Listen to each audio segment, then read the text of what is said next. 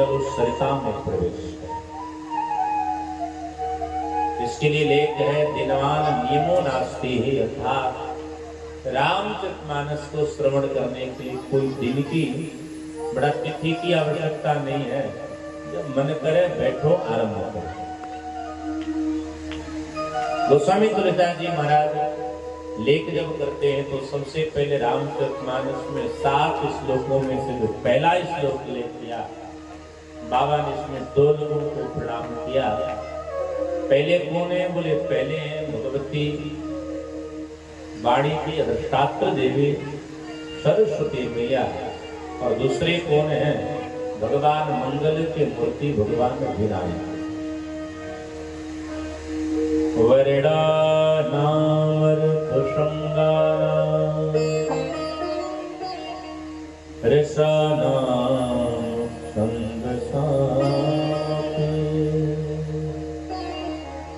मंगलानां च करतारो वंदे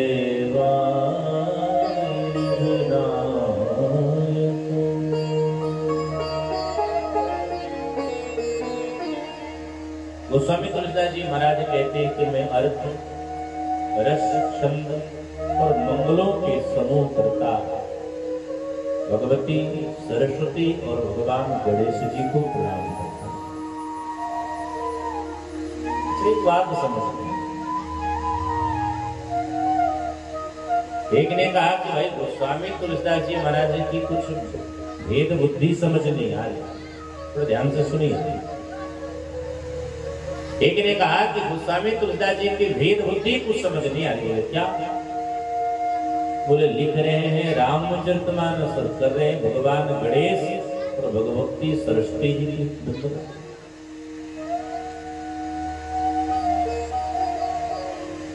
भाई गोस्वामी जी ने कहा कि प्रथम तो पूजित भगवान गणपति जी हैं, लेकिन एक ने कहा कि गणेश जी भी किसकी कृपा से प्रथम पूजित भय? तो भगवान राम जी की कृपा से पूजित भय। तो फिर गणेश जी की वंदना करने का क्या मतलब है? वाणी विनायक का क्या मतलब? गोस्वामी जी ने 2 भाव किया। पहला गोस्वामी जी महाराज जी का मानो पहला भाव रहा होगा, अगर मैं गणेश की केवल वंदना करता हूं तो विवेक और लेखन की कृपा कर सकते हैं, सरस्वती की वंदना अगर मैं करता हूं तो केवल शब्द दे सकती है, लेकिन मुझे तो कुछ और चाहिए। अच्छा, एक बात और ध्यान से सुनिए। क्या गोस्वामी जी की रचना थोड़ी कठिन है, क्योंकि गोस्वामी जी महाराज जी के लिए कहा गया, बड़े प्यार से सुनना, कि संसार अपार के पार को सुगम रूप नौकालयो, कलि कुटिल जीव निस्तार हित, बाल्मीक तुलसी भयो। एक ने कहा अब समझ में आया कि बाबा ने ग्रंथ के आरंभ में भी वह शब्द क्यों किया और ग्रंथ के अंत में भी वह शब्द क्यों किया। ग्रंथ के आरंभ में है वर्णानाम और शृंगानाम, पहला जो शब्द है वह वर्ण, और ग्रंथ के अंत में जो अंतिम शब्द है तरंत, ये मानवाह शब्द ले दिया। एक ने कहा भाई गोस्वामी जी ने इसलिए वह शब्द का चयन किया क्योंकि गोस्वामी जी पहले वाल्मीकि थे। एक ने कहा ऐसा नहीं, गोस्वामी जी महाराज इसलिए लेकर रहे वर्ण का कि संसार के जितने वर्ण के लोग हैं, जितने मानव जन हैं, ये सबका कल्याण करने वाली हमारी रामचरितमानस। लेकिन एक बात प्यारे ध्यान से सुनना, भाई हमारी वाणी कौन है, हमारे विनायक कौन है? तो असली अगर कोई विनायक है, असली विनायक हमारे राम जी हैं। यहाँ गोस्वामी तुलसीदास जी महाराज विनायक शब्द मानो राम जी को कह रहे हैं और वाणी शब्द मानो भगवती सीता जी को प्रणाम कर रहे हैं। क्योंकि ध्यान से सुनिए, संसार के असली विघ्न विनाशक कौन है? बोले संसार के असली विघ्न विनाशक हमारे राम जी ही है। इसलिए तो गोस्वामी जी ने कहा कि सकल विघ्न व्यापहि नहीं ते, सकल विघ्न व्यापहि नहीं ते, राम सुकृपा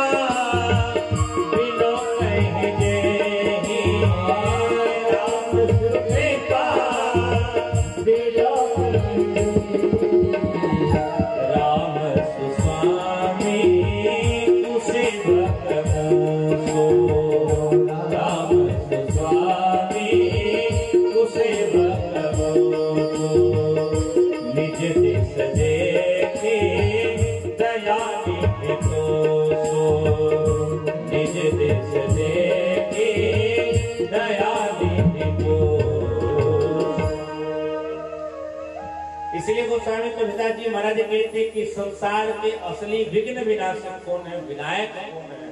हमारे राम जी। यहाँ विनायक का अर्थ है भगवान गणपति के साथ भगवान राम जी। ध्यान से सुनिएगा, यहाँ वाणी करते हैं भगवती सरस्वती जी के साथ भगवती सीता जी। अब आप कहोगे महाराज अपनी तरफ से आप क्यों बोल रहे हो? हम आज तक यही जानते थे कि वाणी कर भगवती सरस्वती, विनायक कर भगवान गणेश। तो हमारे लोगों ने कहा सुनो, शिव संहितायां सीतांशः संभवाम वाणी रामांसेन विनायकाः, सीतारामंस संभूतो वंदे वाणी विनायको।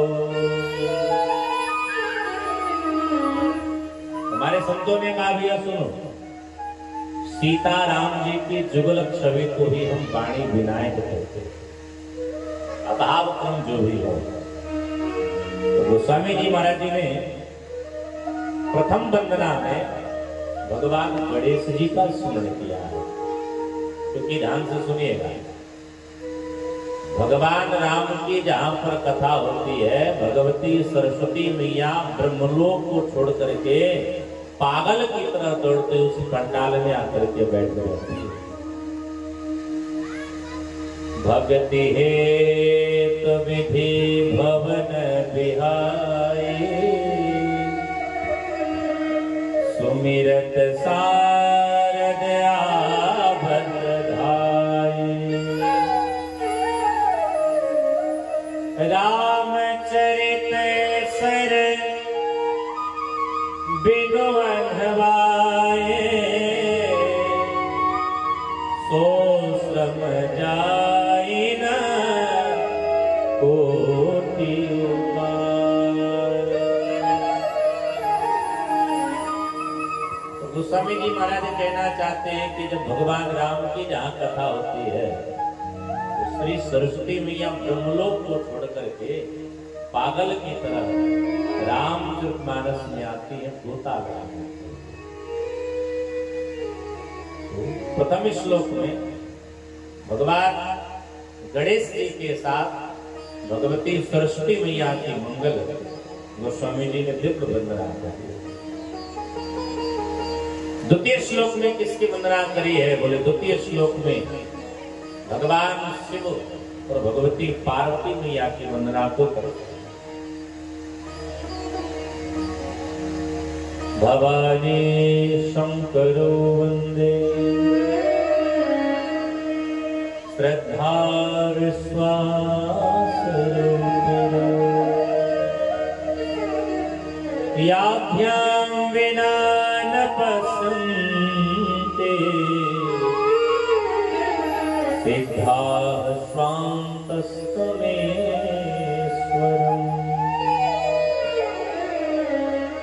देखो कितनी सुंदर वंदना का भाव है। भगवान शिव के साथ भगवती पार्वती की वंदना को करो। और वंदना का भाव कैसा है? बोले श्रद्धा विश्वास रूप है। गोस्वामी जी महाराज कहना चाहते हैं कि श्रद्धा और विश्वास में अंतर केवल इतना है कि श्रद्धा का जन्म होता है लेकिन विश्वास अजन्मा होता है। श्रद्धा का जन्म होता है लेकिन विश्वास अजन्मा होता है। लेकिन विश्वास की परिपूर्ण रूप से फल की प्राप्ति तभी होती है जब विश्वास के साथ श्रद्धा भी जुट जाती है। अर्थात जब भगवान शिव के जीवन से सती जी का जब विछोह हो गया तो भगवान शिव पागल है।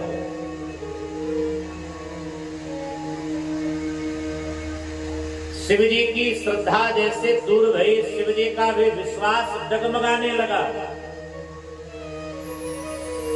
विश्वास की प्रतिकूलता तभी है जब विश्वास के साथ श्रद्धा जुड़ा। हमारे एक महाराज जी कहा करते हैं कि श्रद्धा क्या है? बोले जैसे साइकिल में दो पहिया होते हैं, उसी प्रकार श्रद्धा विश्वास भी एक साइकिल के दो पहिया। एक पहिया पंचर हो जाए तो साइकिल जैसे डगमगाने लगता है, उसी प्रकार श्रद्धा विश्वास भी है। तो भगवान भोलेनाथ जी की वंदना करते कहते हैं कि हम श्रद्धा विश्वास के स्वरूप भगवान शिव की वंदना करते हैं और वे भगवान शिव हम पे कृपा करें ताकि राम जी कि हम हर जन की हृदय में स्थापना कर सकें। वे भगवान शिव कैसे हैं? वंदे बोधमयं नित्यं गुरुं शंकरेरूपिणं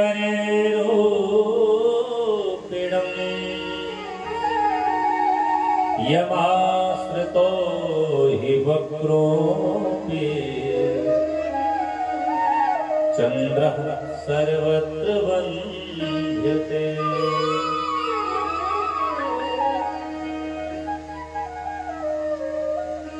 एक बात बड़ा ध्यान से सुनियो,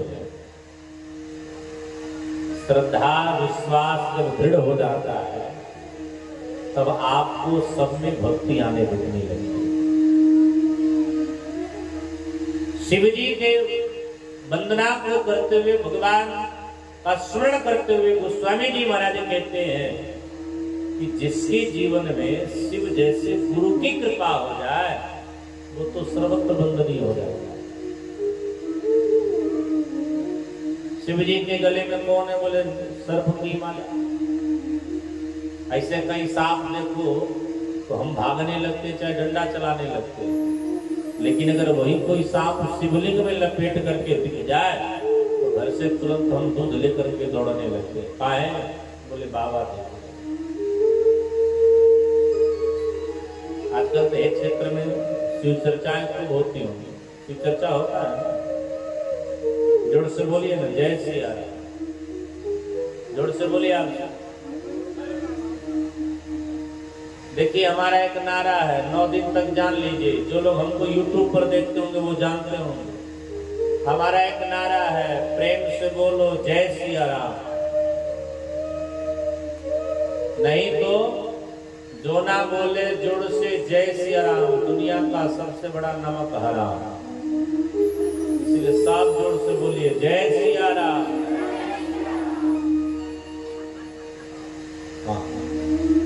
आजकल शिव चर्चाएं खूब होती है।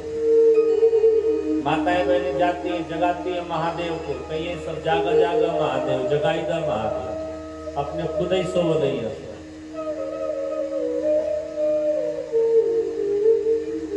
हाँ, अच्छा अजब तब लगता है।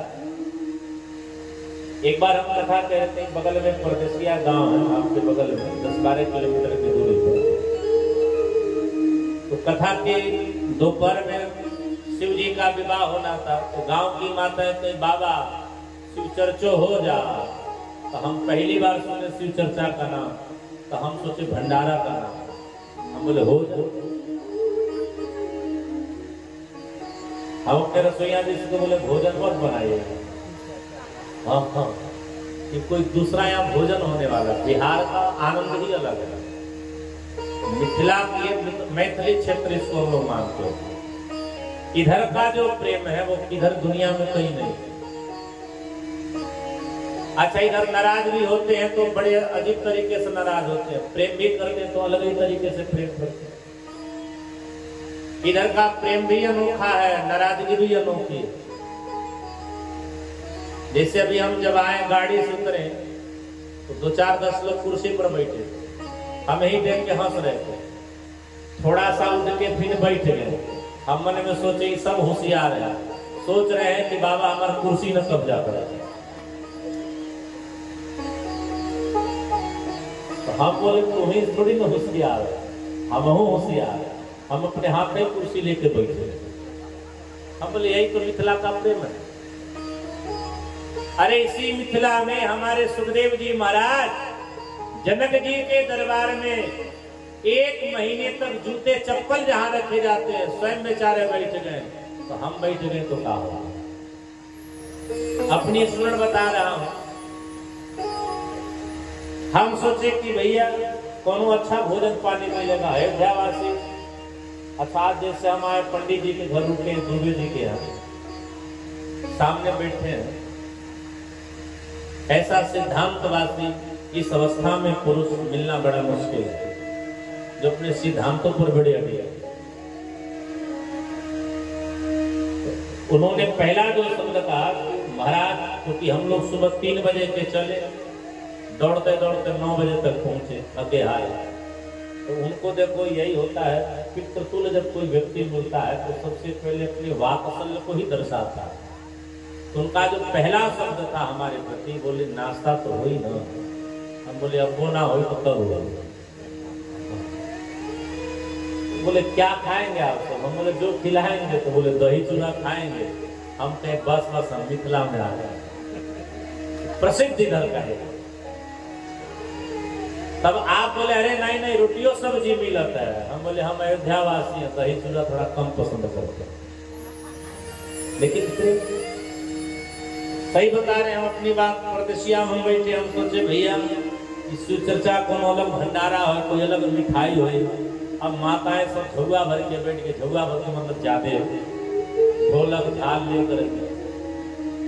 एक जो हम चीज देखे, हमारी माताएं बड़े ध्यान से सुनिए, वहां जितना माई बहन थी ना सब दूसरे के पांव छू रहे थे। गुरु बहिना जैसे आप वो सब करते हैं कि नहीं? यहाँ कितनी लोग हैं जो शिव चर्चा में जरा हाथ उठाओ। कहो भाई आप हो हैं, आप तो हेड हो, आपका लक्षण बता रहा है। आप तो हेड हो, बैठकीय बता रहा है कि आप हेड है, हेड ऑफ डिपार्टमेंट सामने बैठे। एक चीज हम जब देखें, वहां जितनी माताएं आ रही थी सब गोड़ लग रहे थे। गुरु बहिना जय शिव। हम बगलिया थे, कौन हमको पूछवे नहीं किया। पंडित जी को प्रणाम करे चाहिए। माताओं को जो अपना भावता, सभी माताएं गाई भगवान को मनाइए, अच्छे विषय है। शिव जी को मनाइए, क्योंकि शिव जी कौन है? बोले आपको गुरु बनाने की जरूरत नहीं है। आपका जन्म हुआ तो शिव जी आपके गुरु बन गए, क्योंकि तुम त्रिभुवन गुरु वेद बखाना। ऐसे शिव को गुरु बनाने की जरूरत नहीं है, स्मरण करने की आवश्यकता है। अब माताएं गीत अलग अलग तरीके से गा रहे हैं। तो जो जजमान की हम कथा करें तो उसकी 2 बहू दोनों शिव चर्चा में जुड़ी थी।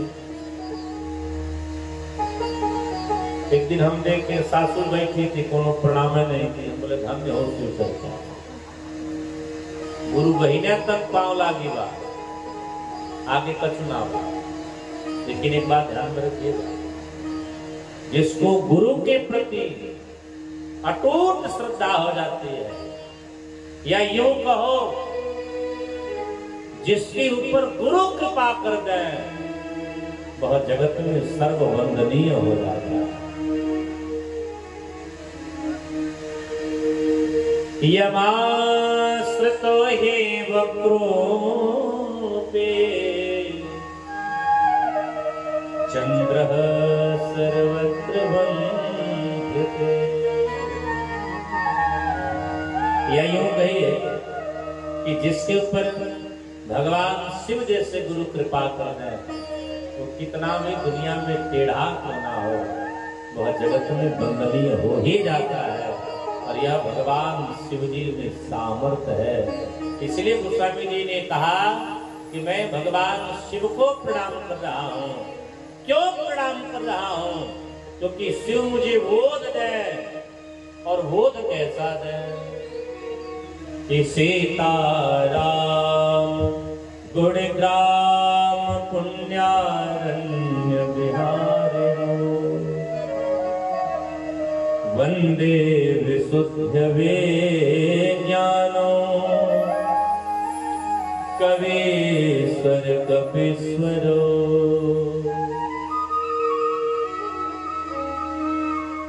एक छोटी सी बात बड़े ध्यान से रखिए। श्रद्धा विश्वास दृढ़ हो, गुरु की कृपा महत्व होवे, तो आपको सब में भगवान की दृष्टि आएगी। गोस्वामी जी ने कहा जो संसार है, संसार रूपी बनराय में हम सीताराम जी के चरणों में विहार करना चाहते हैं। लेकिन जैसे कोई घनघोर जंगल हो, कोई यात्री जा रहा हो, मार्ग भटक जाए, तो पथ प्रदर्शक की आवश्यकता होती है। तो गोस्वामी जी से लोगों ने कहा सीताराम रूपी बगिया में अगर आप भटक गए तो आपके पथ प्रदर्शक कौन है? गोस्वामी जी ने कहा दो लोग, कवीश्वर कपीश्वरो। कवीश्वर कौन? बोले वाल्मीकि जी महाराज। और कवीश्वर कौन? बोले हम हमारे श्री हनुमान जी महाराज।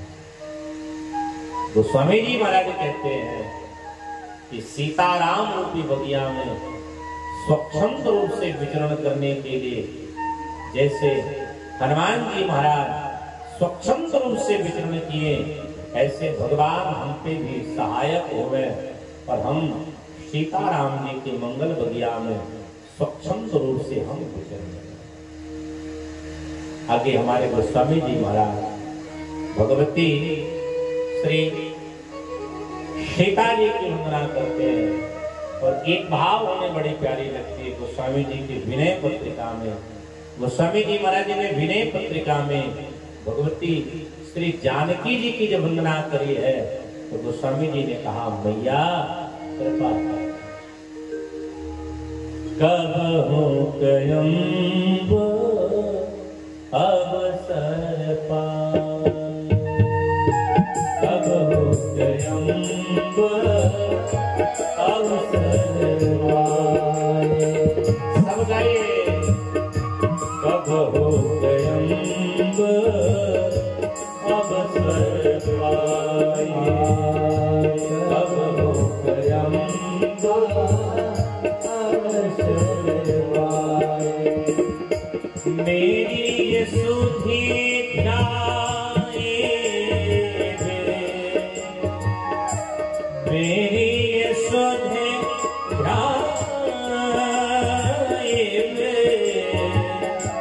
करुण कथा चलाए,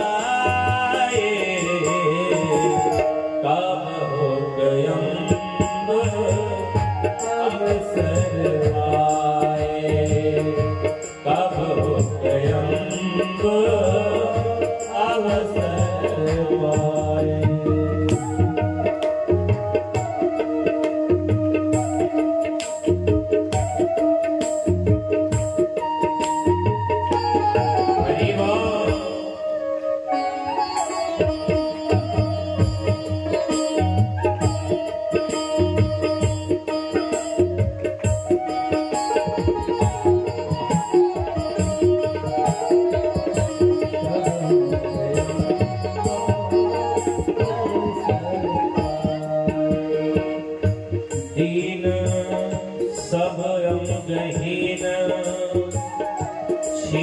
मलिन अभी आघाई